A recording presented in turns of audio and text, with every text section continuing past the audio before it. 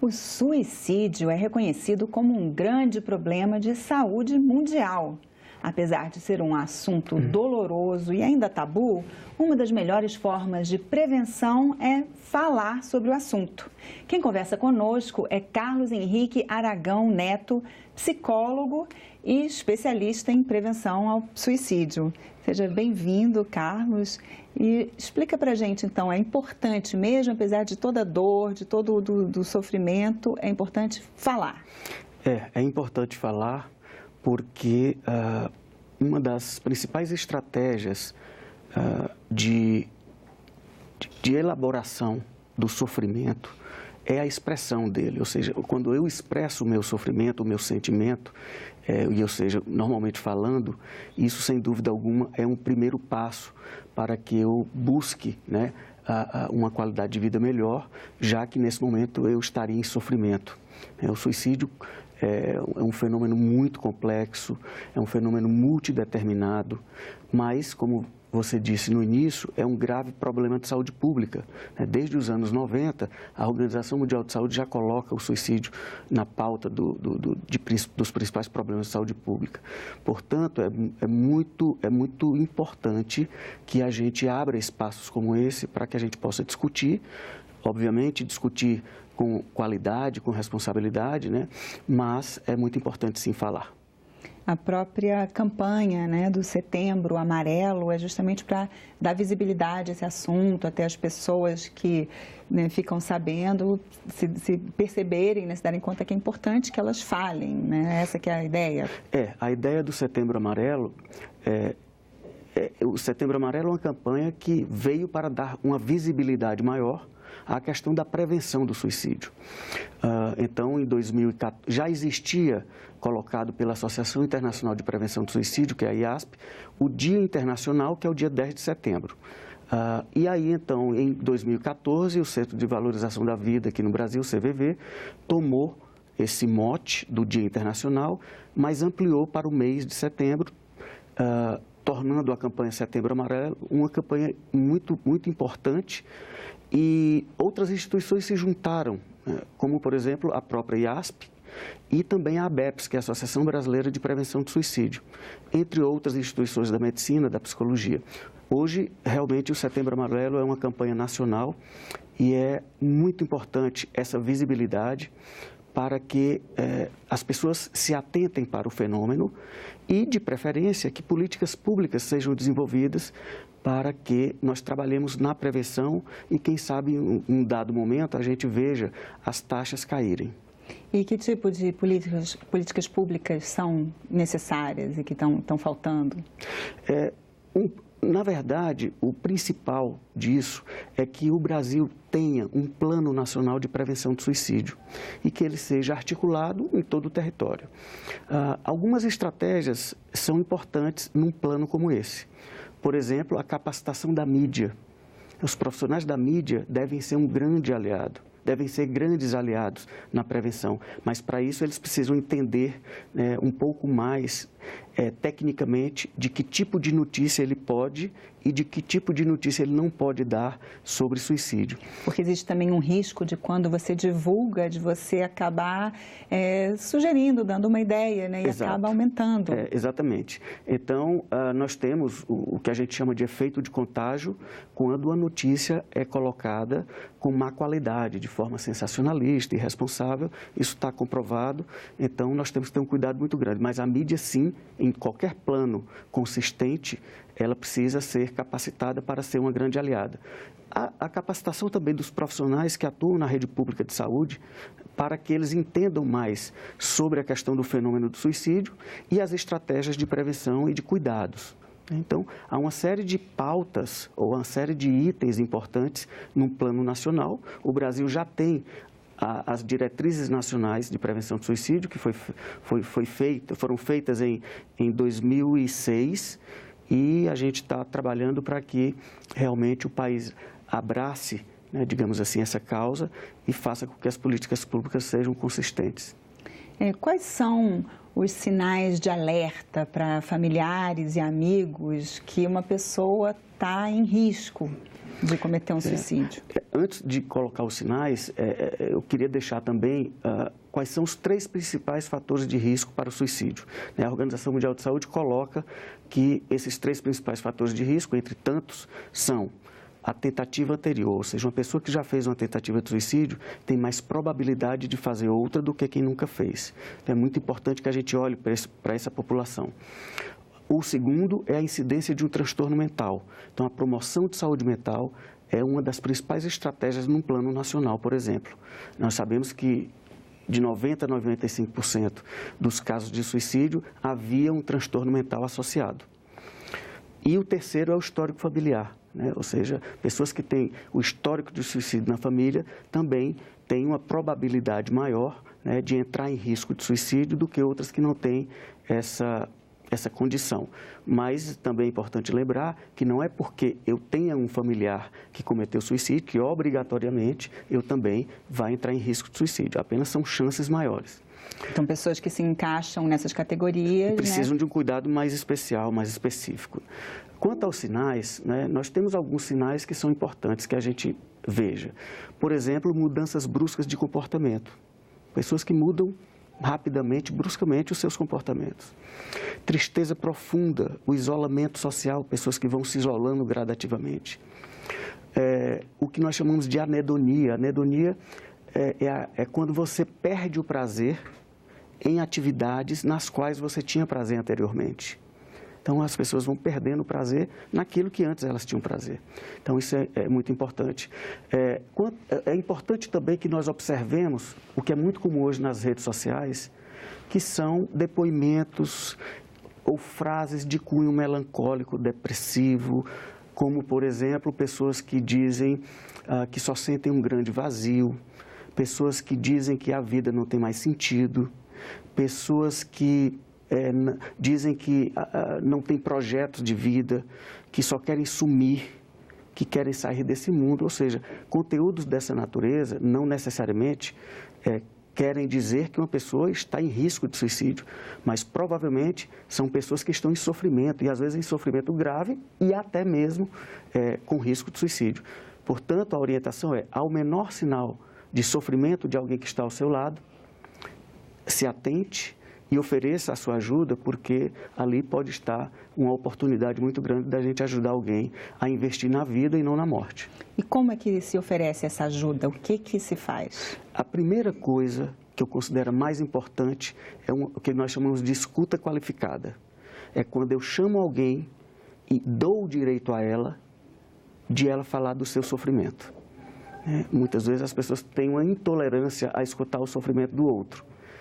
Então, eu acho que a escuta qualificada, que é uma escuta sem preconceitos, é uma escuta sem ser completamente diretivo, é você abrir realmente os seus ouvidos e tolerar, e reconhecer e aceitar o sofrimento do outro como algo que está lá, mas ao ouvir esse depoimento, ou essa narrativa de sofrimento, é importante que eu saiba qual é o meu limite nessa ajuda, porque de repente, como pai ou como amigo, ou como vizinho, eu não vou poder avançar, por exemplo, no tratamento que os profissionais de saúde dedicam. Então, eu faço esse primeiro acolhimento, é muito importante, eu crio ali um vínculo com essa pessoa de confiança e que eu tenha também o termômetro para saber até onde eu posso ir, e caso eu perceba que aquilo que eu estou fazendo, apesar de importante, não é o suficiente, imediatamente encaminhar para os profissionais de saúde, que nesse caso são os psiquiatras e os psicólogos. Agora, quando você diz assim, ouvir, dar o espaço para a pessoa, isso seria assim, para evitar dizer assim para a pessoa, isso não é nada, deixa disso, a vida é tão boa. Esse tipo de frase, ou esse tipo de colocação, ela não só não ajuda, como atrapalha. É muito provável que essa pessoa, caso você venha com uma abordagem dessa, ela trave o seu discurso, a sua intenção de falar com você. É como se soasse para ela que você está desqualificando o sofrimento dela. Você não está validando o sofrimento dela. E naquele momento, tudo que ela quer é ser validada. Então, ainda que você não concorde com a narrativa dela, ainda que os seus valores sejam diferentes dos valores dela, mas naquele momento a escuta é mais importante do que você colocar dogmas e clichês e frases de efeito, porque não vão fazer nenhum efeito e muitas vezes ainda atrapalham. E existe alguma idade, uma faixa etária que é mais suscetível? O suicídio ele ocorre em todas as faixas etárias, mas nós sabemos que, por exemplo, o suicídio é um fenômeno raro na infância. Então, nós temos uma prevalência, por exemplo, em homens de 15 a 35 anos e de homens acima de 65 anos. São dois grupos de risco que a maioria das pesquisas apontam. Então, mas isso não quer dizer, né, que não ocorra nas faixas etárias que não foram citadas agora. Então, mulheres também, sempre é muito importante que a gente perceba que alguns fatores de risco podem variar de acordo com o gênero, de acordo com a faixa etária, de acordo com a renda, com a classe social. Então, é um fenômeno muito complexo, né? Nós precisamos realmente dar uma atenção e uma amplitude nesse olhar, porque senão pode ser que algo nos escape. O suicídio é um fenômeno muito complexo e não requer explicações simplistas, como, por exemplo, o que muitas vezes o senso comum coloca, de que a pessoa cometeu suicídio por um único motivo. Por exemplo, a pessoa se separou e aparece a notícia de que o outro cometeu suicídio por causa da separação ou por causa de uma dívida financeira. Não é verdade, né? Isso pode ser o que nós chamamos de fator precipitante, pode ser a gota d'água para algo que já vinha sendo construído em um determinado período da vida daquela pessoa.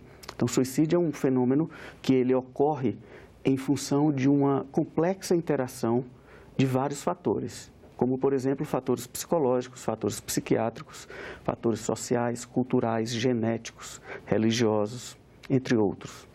E, inclusive, a família e as pessoas próximas tendem a achar que elas têm culpa, né? Quando chega a acontecer, que elas fizeram alguma coisa ou deixaram de fazer, né? Poderiam ter prevenido. É verdade, né? E você toca num ponto importante que nós chamamos de pós-venção.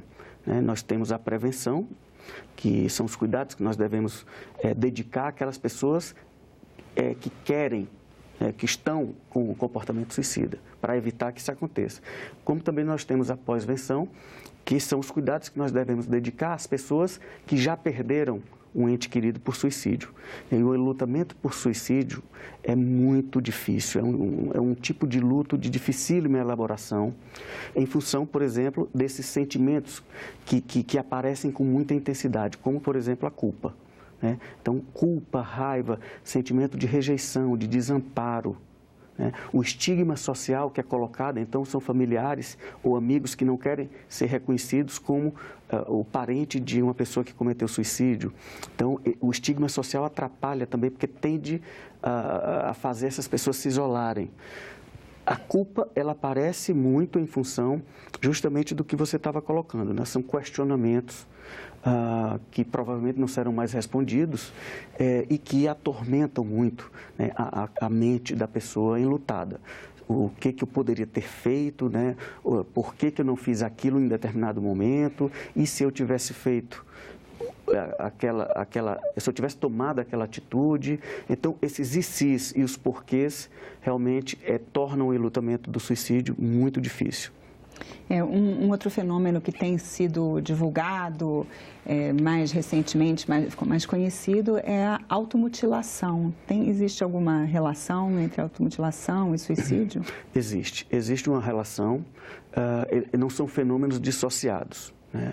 A automutilação é um fenômeno também que está aumentando a sua prevalência. Nós precisamos olhar também com muito cuidado, né? Ela atinge principalmente os jovens da pré-adolescência até o início da idade adulta. A prevalência maior é aí. E o que acontece? As pessoas, os jovens que começam com um comportamento autolesivo, eles não têm naquele início a intenção de morte. É diferente de uma tentativa de suicídio, que a pessoa faz aquele ato com a intenção de tirar a sua vida. No início da automutilação, não. Ela não tem a intenção de causar a morte de quem a pratica. Mas, se isso evoluir, se aumentar a prevalência, se aumentar a frequência dos episódios, e se isso não for observado e tratado, uma parte desses jovens caminharão para o comportamento suicida, né? Então, a automutilação é, então, um importante fator de risco para o comportamento suicida e deve ser muito bem cuidada nesse sentido. Que uma pessoa que, digamos, tem coragem, né, de se machucar, ela pode ter também coragem de causar uma dor ainda maior. Exatamente. Que pode até levar à morte. Ela vai, com o tempo, se acostumando a infligir dor nela própria, né? E isso pode tomar uma proporção que lá na frente, né, a gente não sabe o que pode acontecer. Então, mais uma vez, é importante que as famílias e as escolas, que são os dois locais onde as nossas crianças passam e adolescentes passam a maior parte do tempo, é muito importante que a gente tenha um olhar um pouco mais atento, mais apurado, porque muitas vezes os jovens se mutilam meses a fio e não são percebidos. Então, é muito importante. E ao menor sinal de que esse jovem está com um comportamento autolesivo, que a gente imediatamente encaminhe para os profissionais de saúde, porque nesse momento ele também vai precisar da ajuda da psicologia, ou seja, da ajuda psicológica e da ajuda psiquiátrica. Fora, que também não é menos importante, do que nós chamamos de rede de apoio social ou rede de suporte social, que é quando ele pode contar com a família, com amigos, etc. E esse fenômeno da automutilação, ele é realmente novo ou ele já acontecia e não era identificado? Ele não é novo, né? Ele não é um fenômeno novo, assim como também o suicídio não é, mas o que nós vemos nas pesquisas internacionais, porque aqui no Brasil a gente ainda está engatinhando, digamos assim, em relação às pesquisas científicas sobre a automutilação, se você pega pesquisas internacionais, os especialistas colocam que nos últimos 25 anos, a prevalência desse comportamento aumentou muito. E a gente vê na clínica, a gente vê nos debates entre os especialistas, né, por exemplo, dentro da Associação Brasileira de Estudos e Prevenção do Suicídio, que é a ABEPS, a gente percebe os comentários de norte a sul, de leste a oeste no Brasil, né, de nós todos que trabalhamos com essa causa, né, trabalhamos nessa causa, preocupados com o aumento da prevalência, né? Então, está sim aumentando e nós precisamos observar, alguns países já estão colocando a automutilação também como um problema de saúde pública. Então, o encaminhamento, quando se percebe que isso está acontecendo, seria, de certa forma, semelhante também? Semelhante, porque, veja, o complicado é quando, por exemplo, os pais descobrem, por exemplo, né, ou notam que o seu filho está se mutilando e reagem com muita agressividade, às vezes com muita violência, e isso piora a situação, né? Eu acho que uma hora como essa é uma hora apenas de você chamar a pessoa para você, né, escutá-la. Então, a melhor estratégia é sempre o acolhimento. Dar o acolhimento, né, dar o direito a ela de falar. Muitas vezes ela não se vê na condição de falar porque não é ouvida. E ali é a hora também de se fortalecer vínculos que muitas vezes vêm esgarçados dentro da família ou dentro da escola. E todos juntos, né, buscarem ajuda, porque o garoto ou a garota que já está se mutilando, ele certamente vai precisar de ajuda psicológica e muito provavelmente de ajuda psiquiátrica, né? Tem um transtorno mental, que é um transtorno de personalidade chamado borderline, que é muito associado ao comportamento autolesivo. Então, quando você tem uma prevalência de um transtorno mental, certamente é importante que essa pessoa vá a um consultório de um psiquiatra para que seja feito um bom diagnóstico, a prescrição do tratamento medicamentoso, se for necessário, e a psicoterapia complementa isso, né? Então, essa composição que vai provavelmente dar chances a essa pessoa em sofrimento de ter uma qualidade de vida melhor.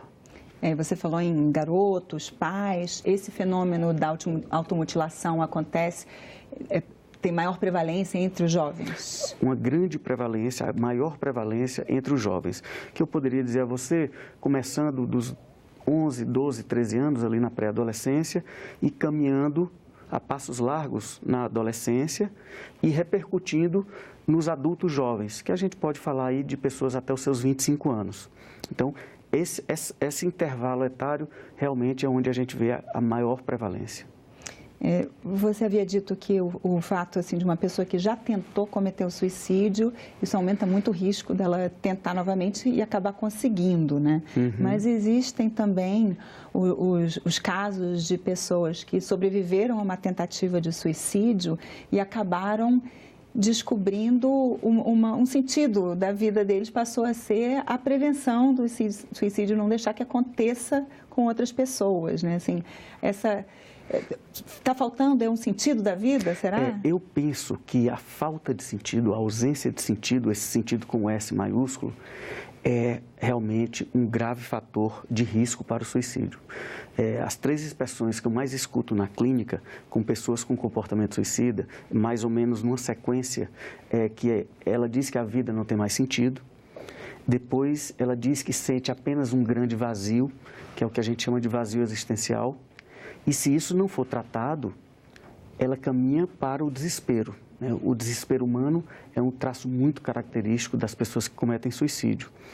Então, tem sim pessoas, é muito importante que a gente diga isso, porque pode ficar aquela ideia de que uma pessoa que tentou suicídio uma vez vai sempre tentar. Não é verdade. Não é verdade. Ela apenas tem um risco maior do que outras. Mas, certamente, se ela busca ajuda, se ela consegue ajuda, e se ela investe em outras alternativas, em outras perspectivas, junto com essa rede de apoio, de proteção que deve existir, certamente ela pode e deve encontrar outros sentidos para caminhar para a vida e não para a morte. É muito importante que se diga isso. Há uma série de pessoas que hoje, inclusive, se voltam também para a causa da prevenção, que já passaram por isso, e que hoje trabalham em instituições, por exemplo, como o Centro de Valorização da Vida, ou outras organizações não governamentais, que trabalham em função da prevenção do suicídio e muitas delas feitas por pessoas que também já passaram por isso. É completamente possível que se previna o suicídio. É muito importante que se diga isso. Se nós tivermos esses cuidados, essa rede de apoio, com os profissionais de saúde atuando ali, sem dúvida alguma, as chances são muito altas da pessoa ter uma qualidade de vida melhor. Porque ainda existe um estigma social, um tabu, a pessoa falar que tem vontade de morrer, que queria morrer, ou até essas famílias nas quais houve um suicídio, Antigamente, os suicidas não podiam nem ser enterrados nos cemitérios das igrejas, Isso já está mudando um pouco, ainda falta muito a trilhar? Eu acho que melhorou. Eu acho que ainda falta. A questão do estigma social do suicídio não é uma questão brasileira, é uma questão mundial. Há estudiosos que estudam bastante essa questão do estigma e ele acontece mesmo, e isso dificulta muito, tanto na elaboração do luto de alguém que perde um ente querido por suicídio, porque não se vê no direito de falar sobre a sua dor, porque muitas vezes é criticado, vítima de preconceito, etc. Culpado também. Culpado, assim como as pessoas que estão pensando em suicídio, com ideação suicida, como nós falamos, que também se fecham, porque acreditam que não vão encontrar eco no seu discurso, eles não vão encontrar ouvidos atentos para aquilo, provavelmente vão ser vítimas também de clichês e de frases de efeito ou de uma desqualificação do seu sofrimento. Então, é muito importante que a gente avance nessas discussões para que os tabus sejam rompidos, que os mitos sobre suicídio sejam desmistificados e que esse estigma diminua. Isso é uma coisa muito importante porque existem outras questões, como, por exemplo, a dificuldade de pedir ajuda. Então, nós sabemos que os homens, via de regra, têm mais dificuldades para pedir ajuda, para falar dos seus sentimentos do que as mulheres, generalizando, digamos. E isso é muito complicado, é muito ruim, porque a pessoa que está em sofrimento, se ela vai tentando suportar aquilo sozinho, e em determinado momento aquilo começa a pesar muito, ele entra em risco. E o importante nessa hora é que a gente diga a essa pessoa que pedir ajuda, eu acho que isso é uma coisa importante, inclusive para a mídia, é disseminar a cultura de pedir ajuda. Ou seja, todos nós, em algum momento das nossas vidas, vamos precisar do outro. Todos nós vamos enfrentar dificuldades e uma hora vamos precisar dos outros. E pedir ajuda, principalmente no momento em que a gente reconhece que tem alguma limitação, que não estamos tão autônomos para suportar as dificuldades da vida, é nessa hora que nós precisamos pedir ajuda. E pedir ajuda, nesse sentido, é muito mais um sinal de sabedoria, de inteligência, do que o que pode parecer que pedir ajuda é um sinal de fracasso, de covardia, etc. É muito importante esse detalhe. E uma rede que está bem estruturada aqui no Brasil, como você citou, é o Centro de Valorização da Vida, né? Que está aí disponível para oferecer essa ajuda, inclusive capacitar, dando cursos. O Centro de Valorização, o CVV, o Centro de Valorização da Vida, ele está no Brasil desde a década de 60. É uma instituição que realmente trabalha de forma muito séria em nível nacional. Então, nós temos também a rede pública, né, os CAPs, os Centros de Atenção Psicossocial, que de repente as pessoas que não podem acessar a saúde, né, os meios privados, ou seja, as clínicas e os consultórios particulares, que precisam procurar, né, não só instituições como o CVV, de repente ONGs, organizações não governamentais locais, que a pessoa precisa saber que existe para ela poder recorrer na hora da dificuldade, assim como a rede de saúde pública, que precisa também, inclusive, se aparelhar mais, se sofisticar mais no que tange a questão da prevenção do suicídio, para que as pessoas possam pedir ajuda, mas que também o sistema público possa oferecer uma ajuda de qualidade. Carlos, muito obrigada pela sua participação aqui no Cidadania. Eu que agradeço. E eu agradeço também a você que nos assiste. Mande suas críticas e sugestões para a gente por WhatsApp no número 99966-1616 ou ligue gratuitamente para 0800 61 2211. E esse programa sobre a prevenção ao suicídio já está disponível na internet em senado.leg.br/TV. Lá você também pode ver muitos outros programas da TV Senado. Obrigada pela atenção e até o próximo Cidadania.